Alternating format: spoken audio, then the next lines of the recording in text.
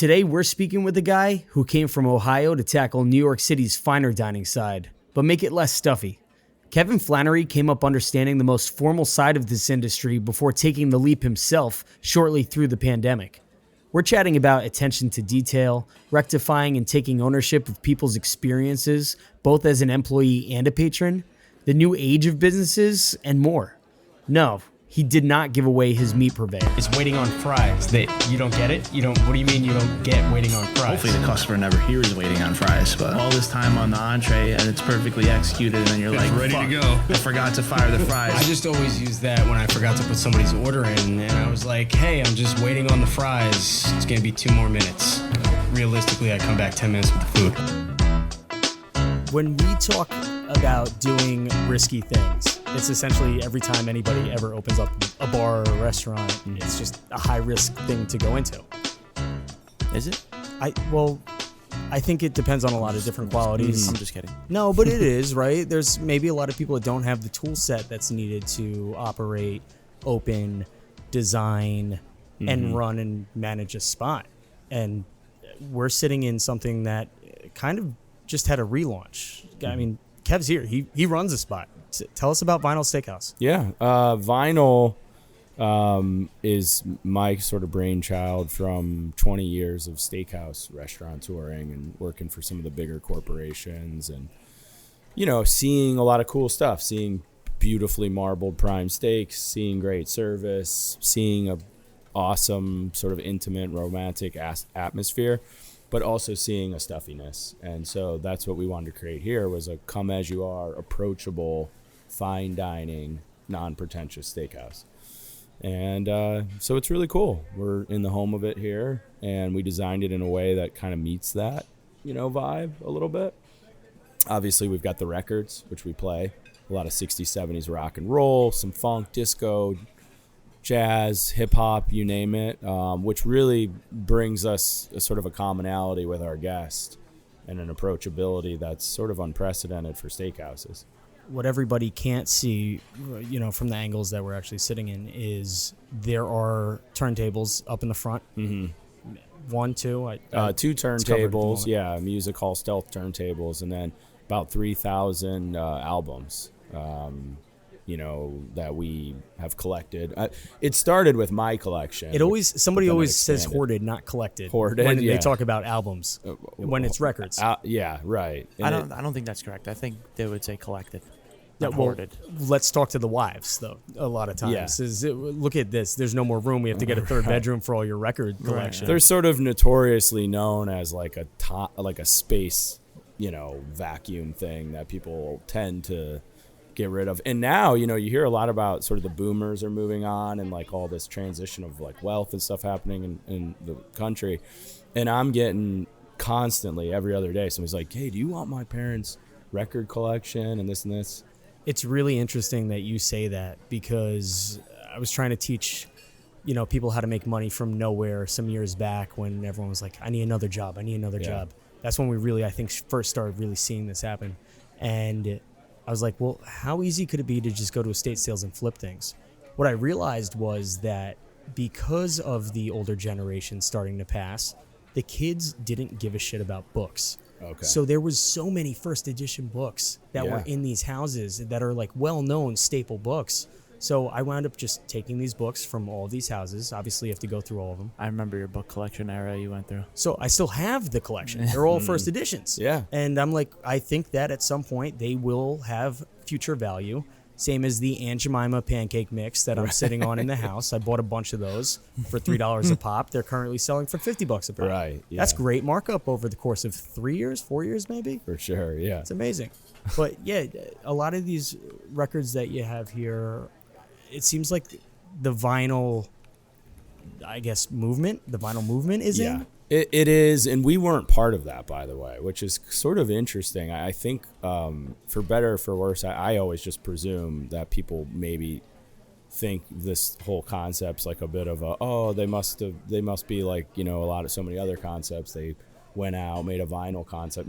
Like I said, 20 years ago, I thought of this. I already had a collection, and we were really doing it about the experience of listening to like a Stones album while you have a steak, we didn't know that we were going to do vinyl. It could have been a jukebox for us. It just wanted to be a sensory form of music. So we end up calling it vinyl, doing vinyl, and simultaneously while we're doing that, this vinyl movement is going on. So, certainly didn't hurt. I'm not complaining about it, but yeah, we were ahead of it, and now we're in it. And we, interestingly enough, though, I could show you if we look through them, I'm going to have to re-buy a lot of my vinyls because of our usage. I was just we're tearing through them because, like, we'll pull out that, a Sticky Fingers album or that Rumors album, like, 3 times a day, every day, 350 days a year. And I've noticed how they're like degrading. I'm like, shit, I'm going to have to rebuy it. And those albums that get the replay, they're not typically harder to find, I would imagine, right? Yeah. Like they're just still being printed, or pressed is actually the word, I think. Yeah, right? yeah.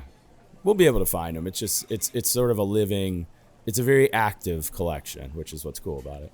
So tell us this area of New York City, where are we currently in the landscape of what typically happens here, and why maybe this was the chosen space to open up the Steakhouse? That's a great question. We're in the Flatiron, or so they say. It's kind of a funny story because when I got the lease here, doing everything to kind of market in the beginning, and somebody said, reach out to the Flatiron Alliance. So we did, and they were super excited and very kind. But at the end of the day, right before they were about to help market us, they go, oh, I'm so sorry. You're actually 1 block out of the Flatiron, and everything about this place was marketed Flatiron, Flatiron, Flatiron. So it's like, what are we? So then I look at Chelsea, and we're not quite Chelsea. That ends over here.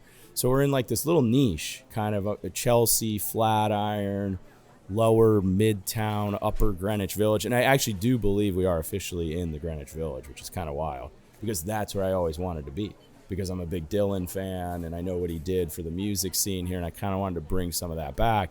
And so we were constantly looking down closer to, over by like Washington Square Park and such for a space. Just never worked out. Found this spot, and it had the great bones that we were looking for. Didn't know too much about 19th Street. It's a little mini restaurant row here. It's really cool, and it's an awesome area. Very approachable to get to from a lot of different trains. Lots happening around here. There's a lot of great things happening in this area.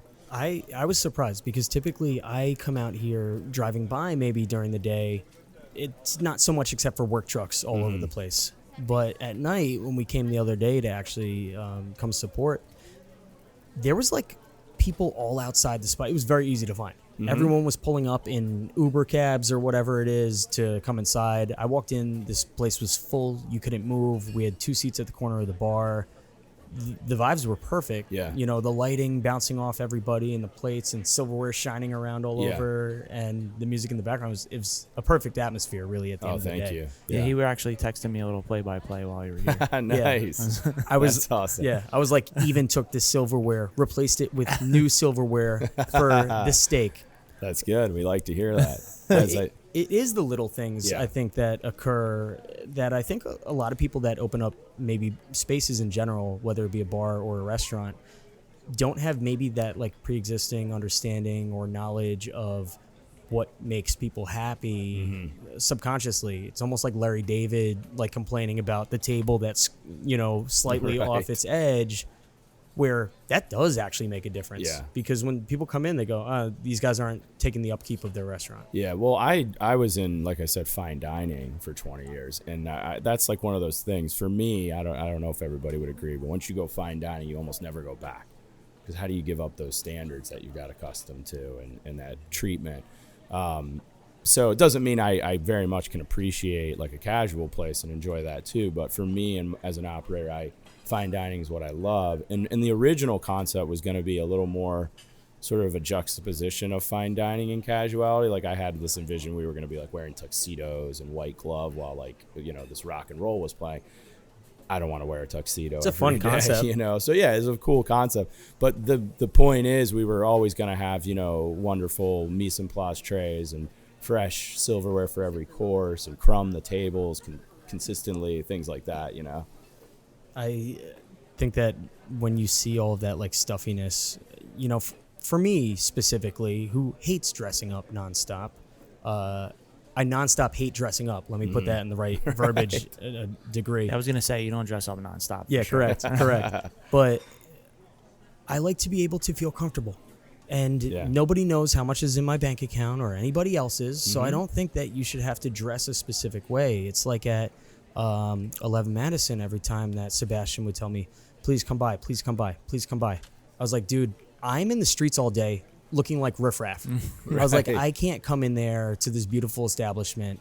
And he said, we don't have a dress code. Yeah. And I didn't really know that previously. Yeah. But also, I also think it's one of those things where you say that you don't actually expect anybody to act on. You know, nobody's going in there in a trash bag, literally. Sure. But it's very nice, though, once you do walk into the place that makes you happy, that you enjoy spending money at, and you feel comfortable doing it versus being in a tie and, you know, maybe a little bit tighter knit. And obviously, everyone dresses differently. I'm not targeting anybody specifically. Yeah. I'm You, just you saying had a it's cool nice to sweater. feel I nice. remember it was like a tie-dye sweater or something. I was wearing a tie-dye sweater. It was cool. But That's on brand. I felt like I knew what I was walking into too, where I was like, nice, can go get a great steak, go get a, you know, be in a nice atmosphere Yeah. and also be comfortable. Yeah. And I think that less and less people are having to wear suits and button downs to work Right. now, where it's cool to be able to just For be sure. like, t-shirt, jeans, I'm handling my business. Yeah. Cool. Nobody fuck with me. Exactly. I mean, I always say I wear a suit every night just because I'm the master of ceremonies. I want He people did to know look good. about the quality Okay. of the place. If I'm dressed down, then it's kind of okay. Like I get I'm allowed to dress down, but you're the owner. What's going on around here? So I put on I don't wear a collar, but I wear a suit. But we really looked at it. I mean, it's come as you are, right? So you can wear the cool sweater you had, or we also saw this really missing thing that I was experiencing in sort of my Midtown era. A lot of like sort of making women and others feel like really uncomfortable for like if they would wear something maybe a little alluring or sexy. And we were like, why? Like that's a problem, you know? So we wanted to kind of bring back that edge too. You know, we're near a lot of fashion week stuff happens around here. Fashion in New York is like the epicenter of creativity and uniqueness. And sometimes it's edgy and a little hard to look at in a restaurant. We don't care, you know? When did you actually come to New York? Because we had this discussion. Yeah. Wait, are you referring to like the way the guests are dressing or the Yes, staff? the guests. So yeah. how do you promote? Just out of curiosity, because it's always kind of hit me. And you were just talking about them having a dress code and not having a dress code, and how you feel like. How do you promote the idea of what you want the guests to wear? Like, what do you think goes into that? I mean, that's a good question in the sense we don't try to like dictate. Yeah, obviously you're not gonna Like, say, if they- wear this top right. on him, but If they you know, the call, it's kind of like a fun talking point because we get that call a lot. Like, hey, what's your dress code? We're like, funny you should ask. We actually, You we just don't have play it at all. Nirvana's "Come as You Are" Yeah, on a yeah, loop for that one. exactly. Yeah. Here, listen to this.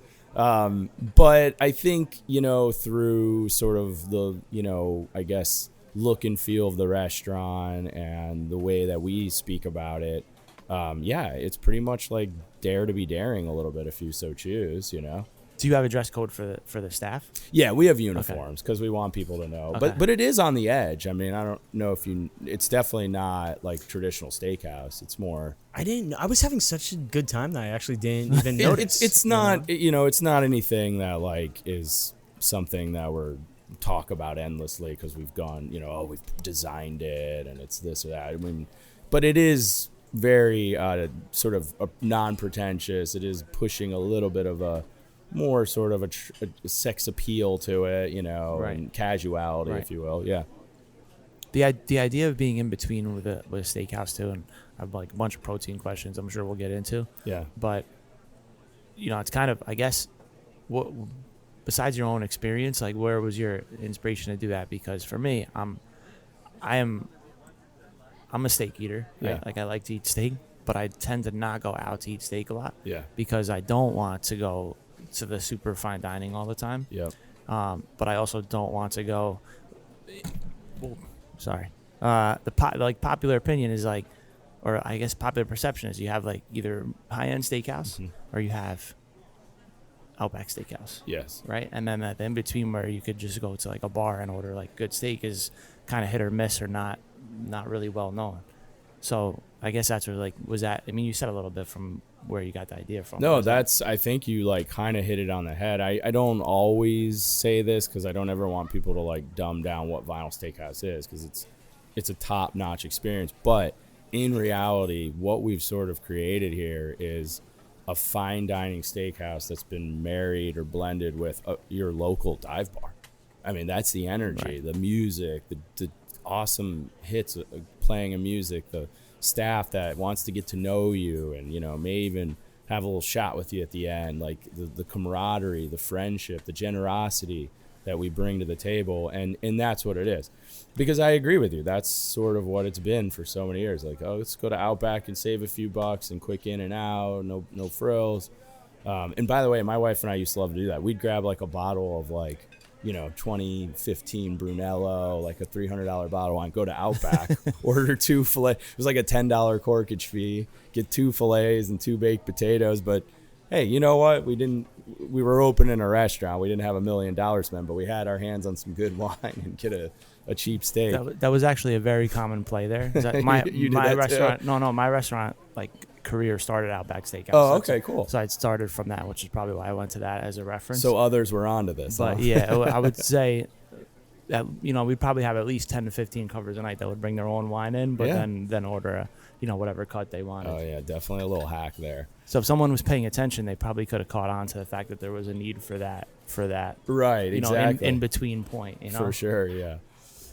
Justin uses he has a hack that he likes to do, and it's actually a test of how we feel about the restaurant or essentially wherever he spent money.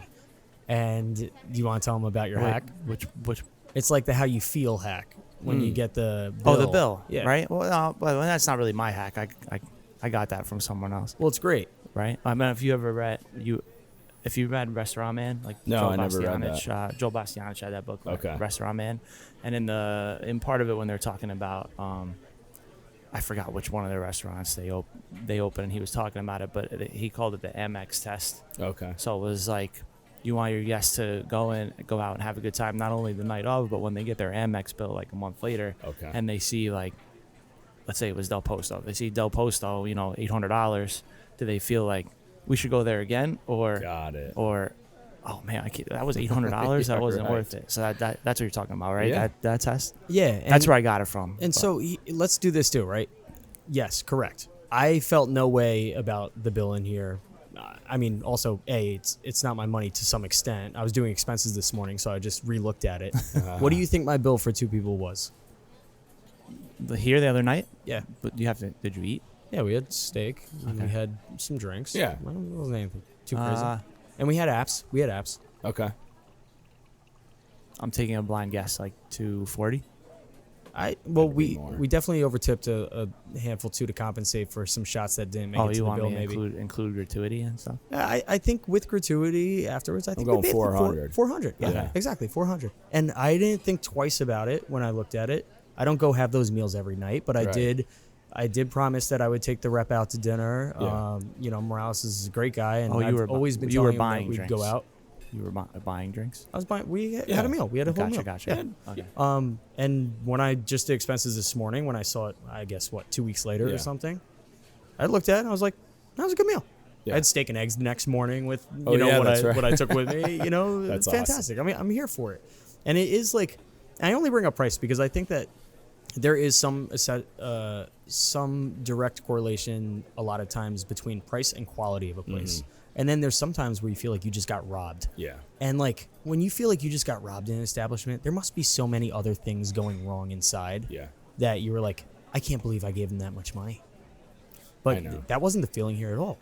Everything tied in perfectly. It like everything that you have used in this establishment is perfect and thought out. And I think really too the question I have to follow that is how much of a build out did you have to put in considering the space was kind of already here? Yeah, that's we were super strategic about that. So we were coming out of post-COVID. COVID was still active, but it was like ending, and then the last wave, whatever that was, Omicron or something, like was hitting. And so we got basically an SBA loan, like a $500,000 SBA loan. And then we raised about another like $500,000 in capital. And that had to include our working capital too, post opening in a COVID world. So the bones were so important because the ceiling existed great, floor existed great, walls, kitchen, hoods. I would almost never recommend going into a space to start a restaurant that doesn't have venting. I mean, I can only imagine the nightmare. I don't know if you've done that before, Justin. Yeah, we have done it. We have done it. I'd love to hear your story on it. Our current newest store was a straight build out, vanilla box build out. And how did it go? Well, I mean, all things considered, I mean, it's much different too. We're in Westchester, and it was in a new building. Okay. So everything was going up new. Okay. So the challenges are much different than if we were to come down here and these historic buildings, exactly, the light permitting and all that. But that's basically, you're right. That's a city thing, right? And second gen spaces, I think, are great opportunities to start restaurants on a, and we did a lot of work ourselves. I mean, Sophia personally designed that wheat paste wall there. I was going to point out, and just to describe it, the wall that he's actually pointing to right now just has all of these old posters of different shows and bands on it. And when we first met, we were talking about the wheat pasting and how you guys did it yourself. And I think the first thing I said was like, that's awesome. Like, we love to see ownership that are hands-on and getting things done themselves. Yeah. And you took care of this whole wall. This is a huge wall. Yeah. And cool.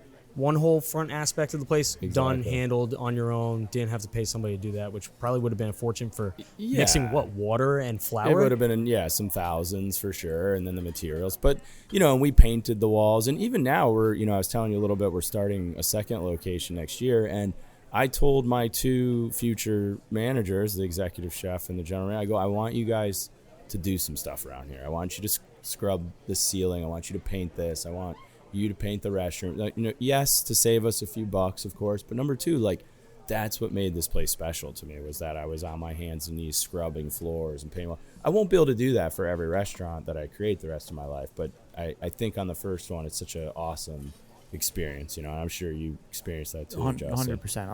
A lot of the work that we do. So we built 3 restaurants now, and all 3 of them we've done. I guess the last one we did the least because it was a straight build out, so it needed a lot of the professionals had to do stuff. Yeah.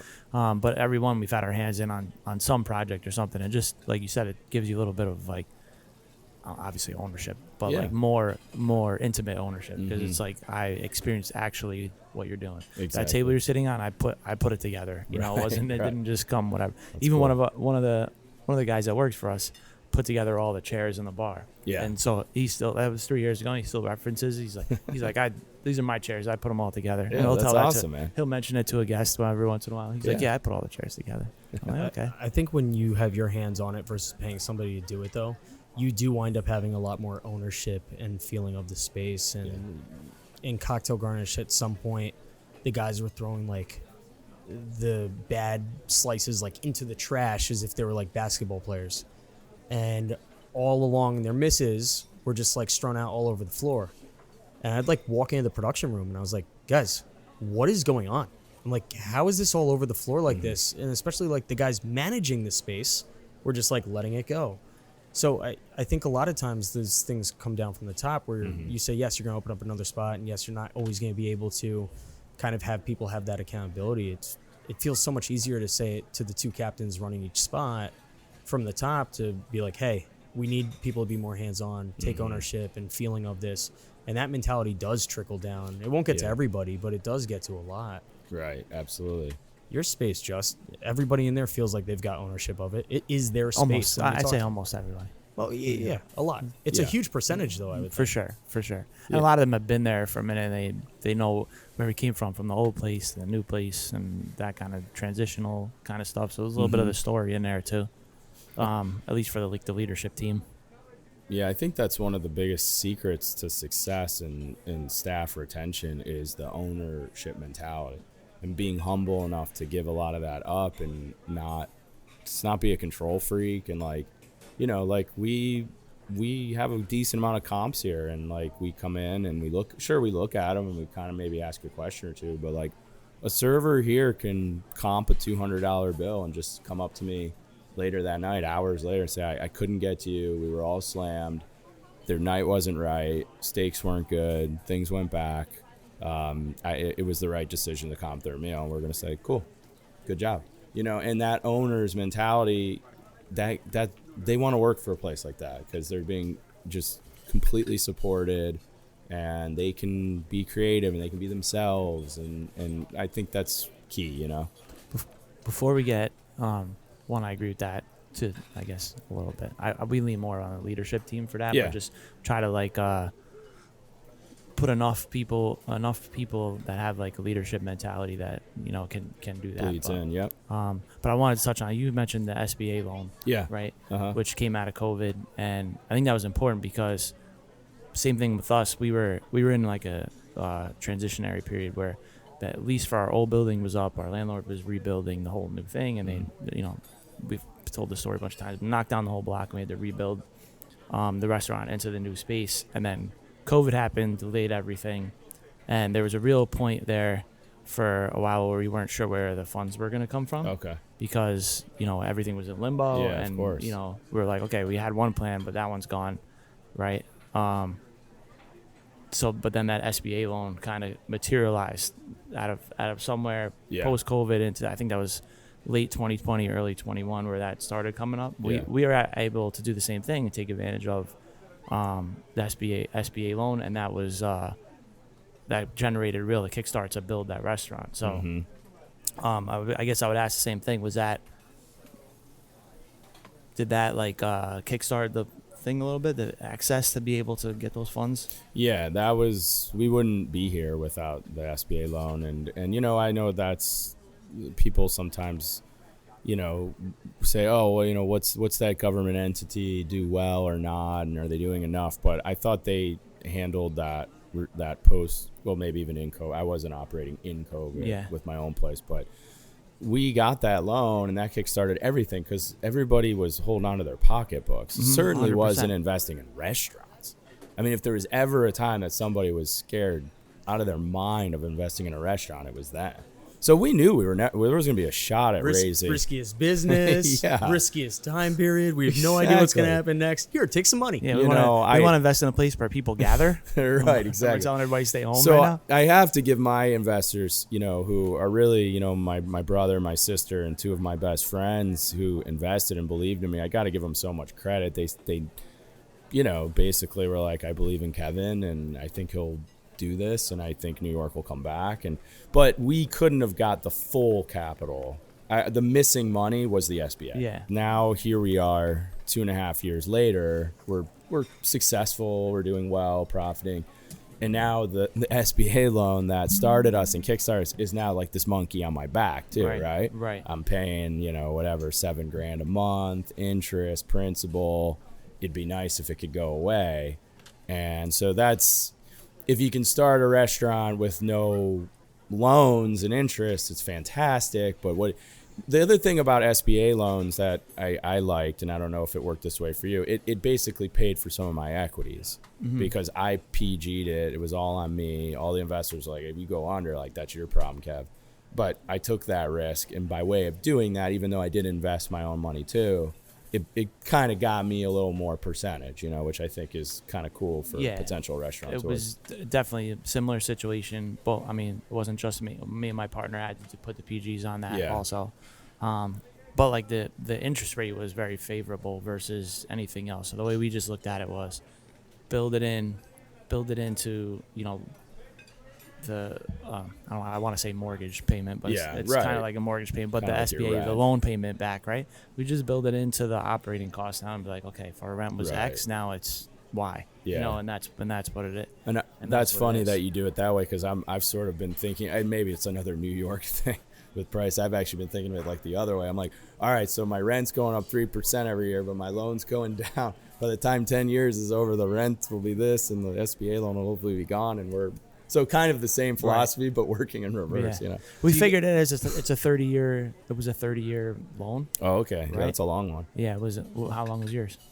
10 years. Oh, so that's why you have the higher payment. Yeah. 'Cause ours is much more manageable. Yeah, and So- my interest rate fluctuates. So when they were raising, it was going up. Yeah. So ours is 30, and Okay. our lease term is 30 also. Oh, okay. So Okay, we were that's just cool. like, we'll just Yeah. put it together. Yeah. Math it together. And I that's would have it. rathered that, but yeah, I don't think that was an option for me. Do you guys remember what your rates wound up being? on the loan, on the SBA. Yeah, because I think they were kind of at the same point, no? 1%. Same time? 1%? 1%. Yeah. Huh. I wonder why mine was so much higher. I was at 8.75. He I was a think. pre-existing condition, though, I think, no? Probably because we had maybe because it was we were using maybe because we had like 10 years. You probably had operating great or credit. something Yeah, like that. yeah, maybe. Yeah, we were newcomers to everything, but it was 8.75. It ballooned all the way to 11 at one point in time. It's coming back down again. Yeah. That's... Yeah, we because were it just looking did at them. run against a business credit, so and we had 10 years at that point. Yeah. So that's probably what it was. And that's actually a good conversation, I think, to have, too, because we're currently looking at it as well with Cocktail Garnish, where right now our credit is based upon Social Security number versus our actual EIN, which everyone said that we can't open up a credit card utilizing the business's EIN at first. But then I started looking at a bunch of different shows, podcasts, videos, where guys were like, yes, you can literally open up a card utilizing your business for sure. And I think now with 3 years in, should be no issue to, I think, open up a card separately from utilizing our Social Security numbers Yeah. ourselves. I would recommend that. Thank you. Without going too far into like the financial talk, but Yeah, no, correct. get yourself off the papers. Coming from Ohio, Yes. how long have you been here, though, in New York? Oh, now? yeah. 2016. 2016. Yeah. And restaurants have been your whole life then? Yeah, my whole life. Yeah, I was 16 years old. My dad, I just entered the legal working age, and we're a big family of 6, blue collar. Dad needed us to work and throw into the family till a little bit, save for college and all that. And so started dishwashing in Akron, Ohio, and then went to college. Then I started waiting tables at Morton's Steakhouse on Nationwide Boulevard in Columbus, Ohio. I went to Ohio State. And then that kind of started me down the path because like this is really cool. I was making a ton of money. Like I remember, we'd go out that night and I'd be like, give me 4 cases of beer. We'll take them back to nobody could afford to buy a draft, and I'm buying 4. I'm making like $300 a night at Morton's. And my dad did my taxes for me, and he calls me up at like 9 p.m. one night. I didn't have more than probably $100 in my bank account. My dad calls me up. He goes, Kevin, do you realize you made $70,000 last year? And I had no clue what I made and no clue where the money was all going, So those were the fun days of innocence and stupidity, but I stuck with fine dining. And I had never planned to move to New York until I was living back in Ohio after some stints in LA and DC and had moved around. I'm living in Ohio, and I wanted to get back to a big city because I when I was in Ohio, I came to find I wasn't seeing my family any more than I did when I lived somewhere else because restaurants. I was working weekends and holidays, and I was 2 hours away from them. So I was like, this is stupid. I'm not seeing them anyways. I came here to be with family. So let's get back to one of the big cities, and I got to New York working with Ocean Prime on 52nd Street. I don't know, do you ever work with them at all? They actually have a pretty nice collection of vintage Amari, I think. Oh, cool. Okay. Yeah, they're a great spot, and the owner, Cameron, who's like my restaurant mentor and sort of restaurant idol with his company culture and everything of Associates First, I worked for him and just learned a lot. But after 6 years with them, I said, I think it's time for me to do my thing that I've been dreaming of. But yeah, New York is like where it's at for doing restaurants. I would do them in other places too. We do want to expand this concept into places like Nashville and Texas and maybe Los Angeles.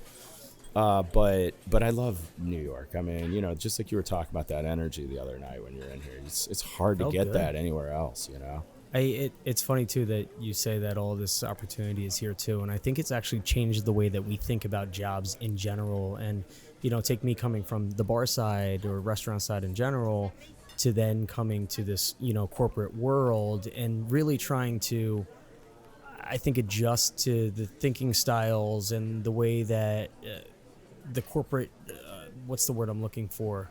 Like the whole encompassing piece, use verbiage. Yeah. I don't come from that cloth at all. And it's so funny because when you talk to coworkers a lot of times, and not necessarily just here, but anybody in some corporate structure, everyone's always like worried about their job or being terminated or, you know, whatever it might be, where I'm just like, hey man, I've been fired so many times from bars. There's like always another bar somewhere. Yeah. I think we become so desensitized here because there's so much opportunity in New York too. So For sure. I think that also the best part about it is that if you're doing things well, there's a platform for you to excel on. Mm-hmm. You know, and it's a meaningful and large platform too. Everyone's going to be paying attention to what you're doing here over the next 6 months. They're going to see it for sure, Yeah. whether it be through Instagram from afar or actually like coming in on date night. Yeah. And I can imagine that the more that different bartenders and people within hospitality start to come perceive this as a space to stop for date night and a nice martini at the corner of the bar, Yeah. like they're going to repost that. And then next thing you know, more of the industry is showing out here. And now on a Monday, Tuesday night, Yeah. where you typically are a little bit slower, or maybe Tuesday, Wednesday if we're closed Monday, now all of a sudden you see this like Yeah. extra little boost coming in at the bar. Yeah, we're open 7 days, and I think you're spot on. We get a lot of industry people feel very comfortable here, and we've always valued that, and we always try to show love and thank them. And I think that's why I love that about you. You know, yes, you are in that world that I'm sure can feel corporate at times, but you're like the Vinyl Steakhouse of your world. You know, you bring an awesome professionalism and quality of work, but in your way. You know, yeah. It is hard. A lot of times we have to kind of button our mouth and say, okay, Sure. this isn't my fight Sure. on the company. I'm just doing what I'm told Yeah. and carry it out, right? And that's important. And I do think that my role has become in New York to be more of a liaison between the people that can speak like me back to what the corporate channel wants or needs, and vice versa. And I think that that's where I excel within the job. Now, Yeah. as a sales guy, I'm not gonna push anything down your throat. Yeah. We missed it. We missed the Easter egg in there. Go I ahead. don't know if you caught it, but I'm gonna go back. Re-examine. I'm gonna go back like 2.5 minutes, and you said you work Okay. for Ocean Prime, Yes. right? So Ocean Prime, if I'm not mistaken, also owns the Rusty Bucket, Yes, they do. right? Yeah. And the Rusty Bucket is like default. Describe. I think I heard actually. You said Cam, right? That's Cameron Mitchell. Yeah. Uh-huh. Okay, Yeah. I'm on. Look at that. I'm on my. Did you work for Rusty Bucket? I did or- not, but Okay. I heard Cameron Mitchell on a podcast. I forgot which one it was, and he was talking about the Rusty Bucket, and he was talking about how he had a desire. Like obviously, Ocean Prime is his Yeah. main brand Right. and It is, everything, yeah. or their main brand that they have. But the desire with the Rusty Bucket was to be he called default restaurant in a neighborhood, right? So he would open up, and it's like, what do you guys want to do? It's you can't make it out. Let's just go to the Rusty Bucket. Yeah. And his point was that he wanted to create a comfortable place that they could still expect, quality food and service at a decent price. So kind of like everything that they were doing in one, but like leveled down a little bit. So it's interesting when you said that because it's kind of the same, Yeah. concept of like what we've been talking about the whole time here. Yeah, for sure. That is his concept, and I know, and that exists, right? Even if it's not the Rusty Bucket. Like I got my buddy John, he lives in Jersey, and he's always like, he goes literally, we'll get in the car to come to the city, and my wife and I'll look at each other, oh, Miller's, and it's like this neighborhood spot called Miller's that they go to, and it's The safe, ale it's house? great. I don't know, I haven't been there yet. I got to go check it out with him one day, but that's a thing in America, right? Like the Yeah. restaurant that you can just don't have to think too much and go, and we're not that, of course, because we're a steakhouse and we're expensive. You got to know you're coming and kind of plan it, and maybe it's special night or maybe it's business. So we know that the expectations are high when you walk in here. It's not just you just walked in on a Thursday to get a quick bite. Or if you did, cool. We love that too, and we'll take you and we'll make it turn into more than that. But we know it's showtime every night here, It's I want to correct myself too, because I think when I was just discussing Ocean's Prime with the vintage Amari, I think it was actually Ocean's. Oh, which also Ocean's over exists. here. Yeah. I think they have that. Okay, that's cool. And then to go back, because I think you touched on it a little bit. You guys are operating two very similar things in the world of protein and meats in general, which is super expensive. And I think we've had countless conversations now throughout the podcast just about just how expensive meat is, and how many times you said if we didn't have a liquor license, we wouldn't be here anymore probably as a barbecue restaurant. Yeah, for sure. I mean, in the capacity that you're operating, yeah. I mean, you can make it work without it, but it's a totally different world. But you want me to ask the protein question now? Yeah, come on. So that was the cue. Yeah. You look at me like, yeah, go ahead, finish that. So yeah, I guess how do you get into? I mean, we just went right from this. It's a weird transition, but where is it? Where are you sourcing we're protein? a steakhouse and a barbecue owner. We're gonna get into meat, right? Yeah. So where are we sourcing protein, and like what are we putting on the plate? Yeah, I mean it's expensive, but it's so imperative, right? I mean, I always say to people about steak, like, you can just bullshit so many things in life. I could show you a watch, and if you're not a watch, just tell you it's made in Italy and all this stuff. And you go, okay, sounds like it's worth $400. I guess I'll take it. A car, a perfume. You can kind of weasel your way through making these things better. Than a steak on a plate eaten by a knowledgeable human being is just gonna get exposed in 2 seconds if it's not quality. So from the start, we knew that, and we said we're just never, ever, ever going to even flirt with anything but just the greatest quality beef. So we kind of just did our homework, hung around, the entry points of places that have done great before. Keen's, we use their purveyors, Luger's, some of these places. We share vendors with some of these great ones. And we have basically 2 purveyors. We use a different purveyor for dry age and a different purveyor for wet age and features. But yeah, it's all prime USDA, as good as it gets beef that we put on the plate for our menu. And the dry aging, we don't do it on site. We don't have the space for it or the know-how necessary, but we do visit the room, and cedar lined and really beautiful and done the right way. That was gonna be my follow up of whether the dry age was done in house or No, a visitor. I'm sure there's that's a pretty good undertaking. Yeah, and an extra step to have to take. How many places do?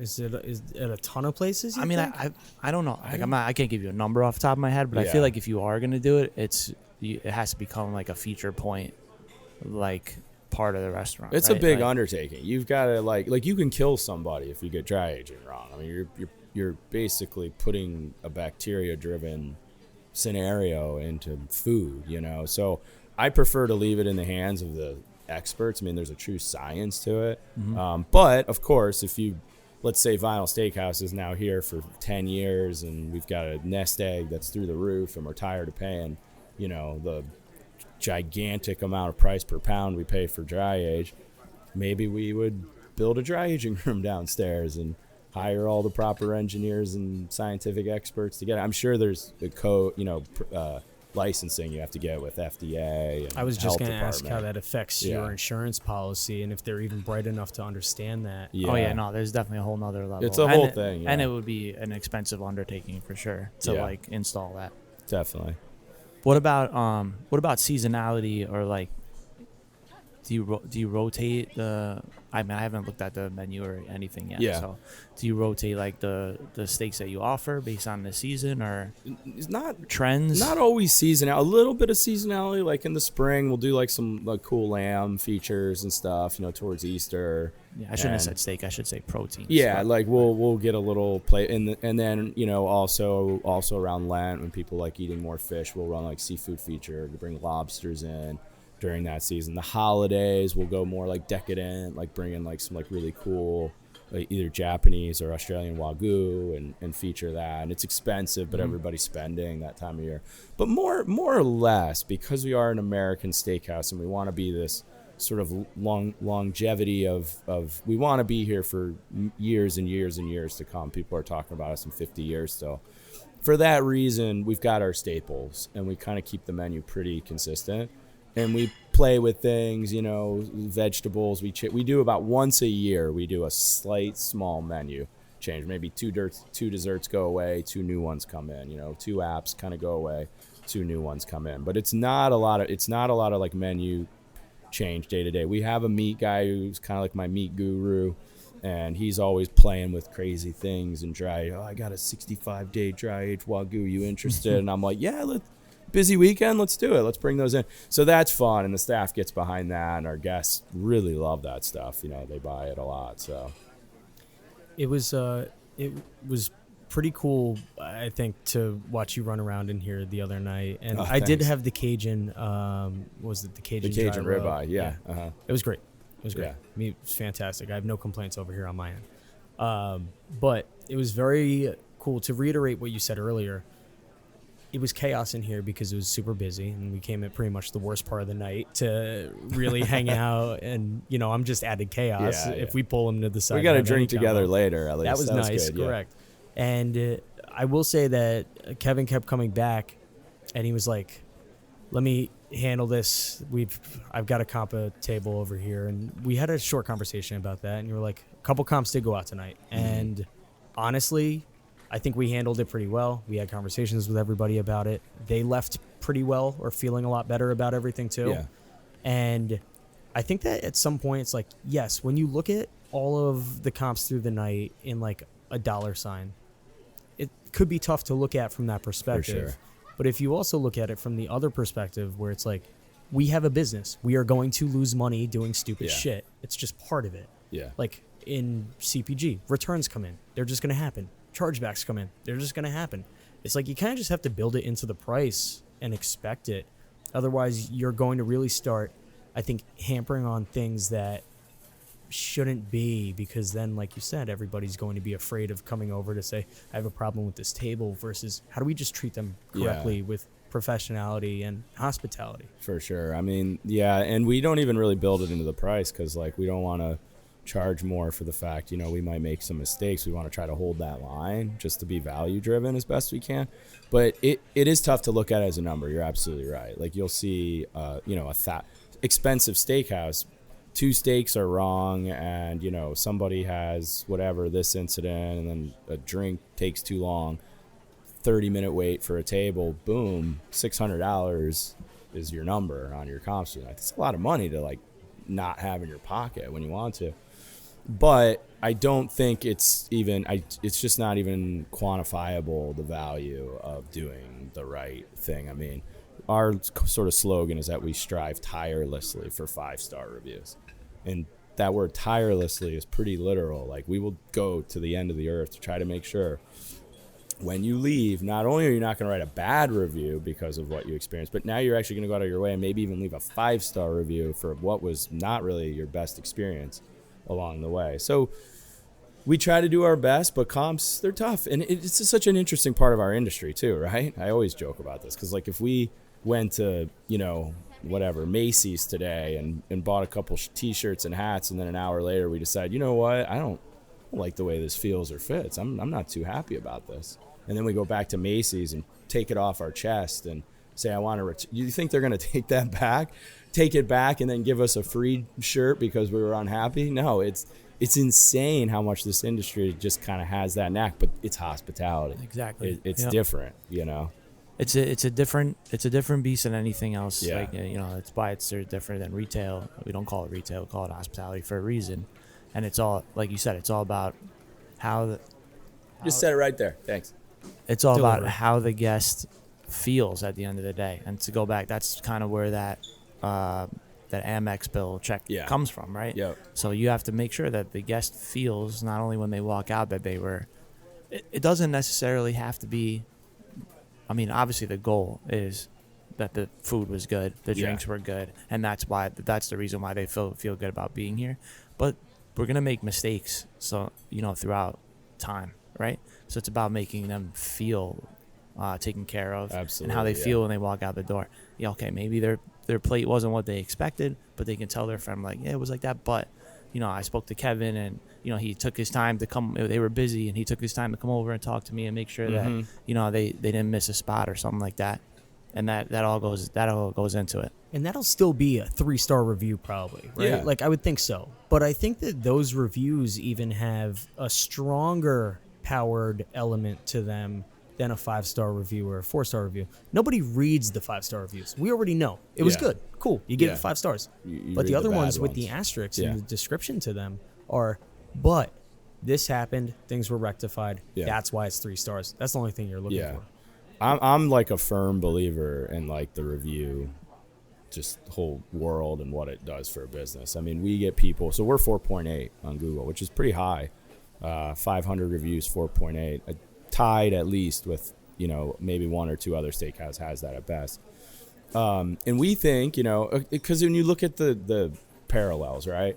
We have great steak, so do they. We have great servers, so do they. We have great cocktails, so do they.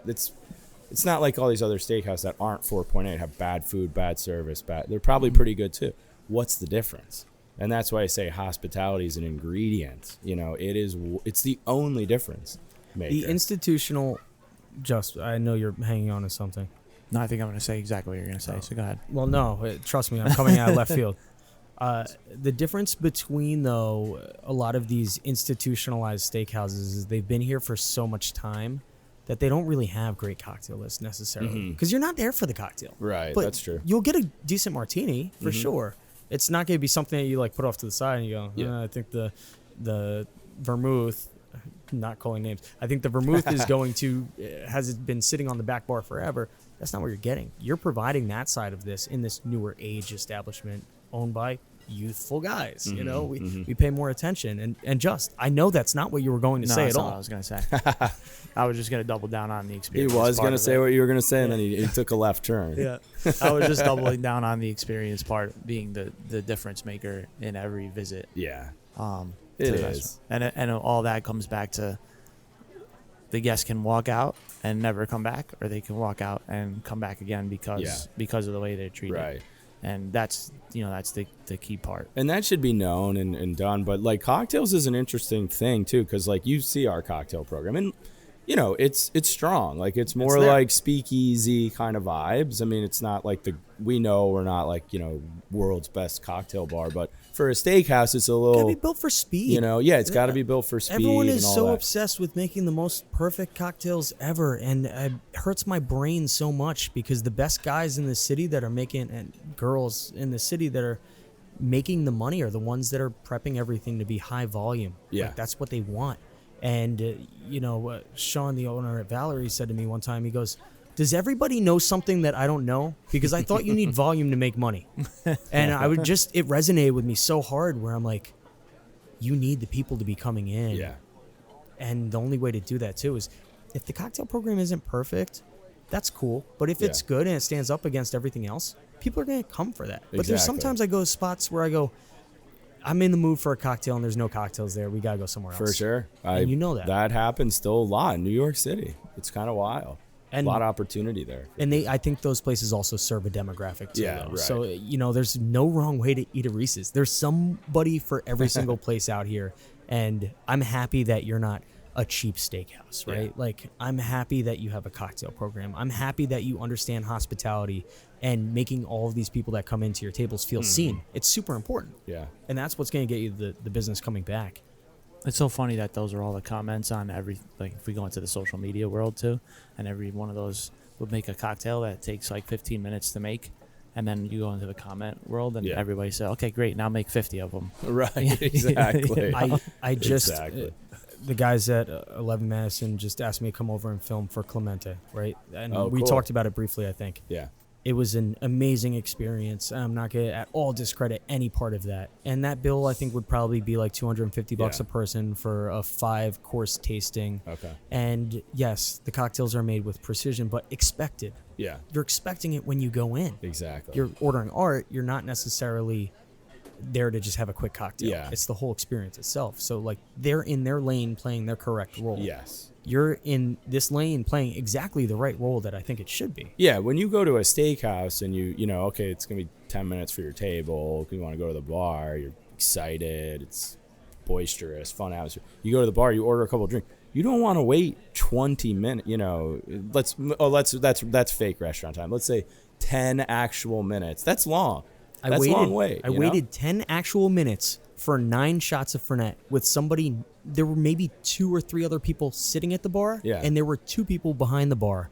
And I got so frustrated that I told the team, I said, can we just go? Is that going to be too rude if we just go? Like, we've been standing here, the only people outside this window, a big group. You would think in the middle of the day you would want that money to come in for the day shift. Yeah. I was like, I'm in like super disbelief, or maybe I'm just hungry and a little angry about it, you know? Like Timing is huge. I'm sure you experience this too, Jess. Like it's almost like in the new world of evening restaurant touring, it's almost like it's like sort of that lunch, like things got to go pretty according to plan. Everybody's like, you know, my time, my life, my world, like there's very low patience for like long ticket times. Yeah. You know, you gotta design the menu and the cocktails and everything. Not that it's immediate. Like people know it takes a little time to grill a steak properly, season it, you know, make the sides a la minute and fresh and all that.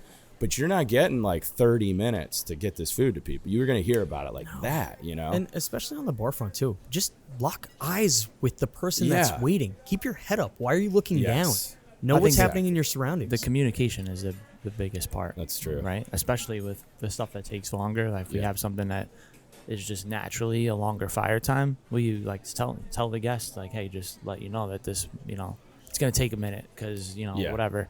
Just so they know, you know, and they're acknowledged. If about I even it. get sure. a head nod from the person behind the bar, and I could see they're in the weeds, I will happily wait 10 minutes without even saying Yeah. a word, no disgruntled comments. Yep. But if you're 10 minutes and haven't even been connected with at all yet, Yeah.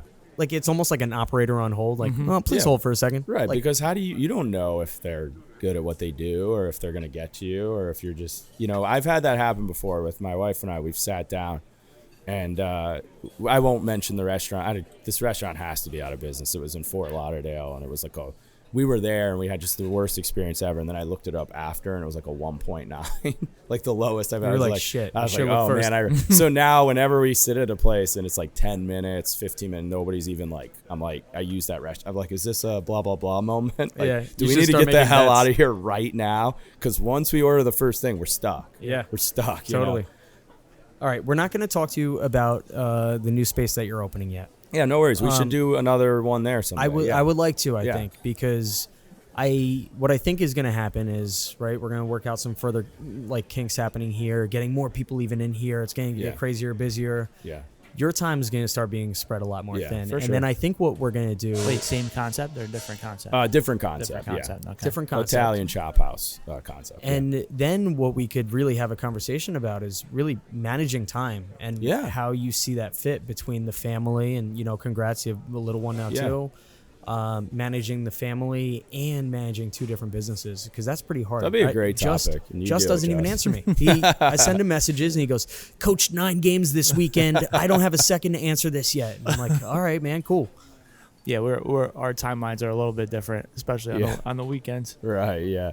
So- So I think that'd be a cool topic to talk with you guys. Totally. So let's put. We're gonna put the space in the show notes. We're going to put the Instagram there. That way, it's clickable and everyone can track back and actually see what you're doing, whether they're listening here in New York or across the nation. And then we'll resurface. And Yeah. how long until you think you're opening? Probably in February of 2025. So let's say next year. June, maybe. I have an off-topic comment Yeah. because I feel you about to wrap this. Yeah, right now. stop. I can feel Jay about to just. He always just does like a hard stop hard and it's stop, over. I yeah. never know when it's over. But like off topic, We got shoulda- 2 minutes. Should have went all the way back to the beginning, but I'm gonna say Nirvana is obviously a top band for you It's in the collection. Yeah. because I see the Dave Grohl in the bathroom, and then Yeah. obviously Come As You Are Yes. on the of course. Instagram page and written up there, and you mentioned it while we were talking Yeah. already. So how do you feel? Because it hits me all the time that Nirvana's played on the classic rock station. I don't consider it classic rock. Yeah, Yeah. me neither. I think that's weird when people start considering the 90s bands classic rock. Well, that's what you guys are doing wrong. Is you're living too much in your own zone that you don't realize you're getting old. Yeah. You know, that's what they're telling I you. respect my elder statesmanship at this point, but I don't know. It's just not classic rock, you know? Right. That's Seeger, Springsteen, Stones, you know. I turned on Q104, and they were playing Nirvana and like Green Day, and I was like, why Yeah. is this on the station? Well, I'm sure you're right, though, because back when I was listening to like 105.7 in Cleveland, Ohio was the oldies classic rock station back in the day, and they would play their classic rock was like, would go back to like Sam Cooke and stuff. So it's all about getting older, you know. Enjoy the show? Click that subscribe button in your app and leave a comment. Find Waiting on Fries on all major streaming services, Apple Podcasts, YouTube, and Spotify.